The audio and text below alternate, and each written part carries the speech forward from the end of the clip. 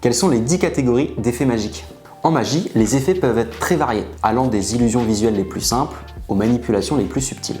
Voici les différents exemples d'effets. Le premier, très classique et très connu, la disparition.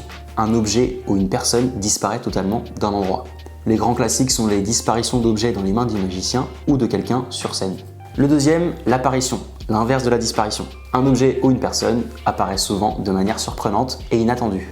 Le troisième, la transformation. Un objet se transforme en un autre objet sous les yeux du public, comme une pièce de monnaie qui se transforme en un vrai billet de banque ou alors un dessin d'oiseau qui se transforme en un vrai oiseau. Le quatrième, la multiplication. C'est simplement des objets qui se multiplient au fur et à mesure du tour. Le cinquième, la transposition. Deux objets différents sur un point A et un point B changent de position de manière inexplicable. Par exemple, une carte signée par un spectateur peut passer dans la poche du magicien après avoir été échangée contre une autre carte. Le sixième, la substitution.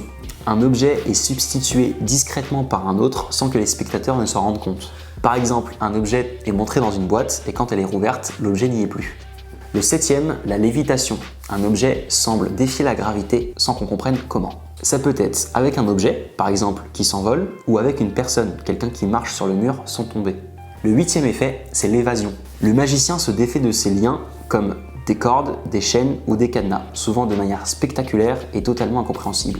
Le neuvième effet, la lecture de pensée. Le magicien semble capable de lire dans les pensées et de deviner des informations secrètes.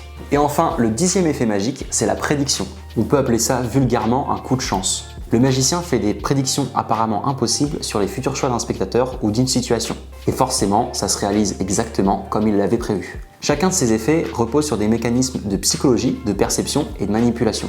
Avec de la mise en scène et du timing, le magicien peut donc créer des expériences fascinantes.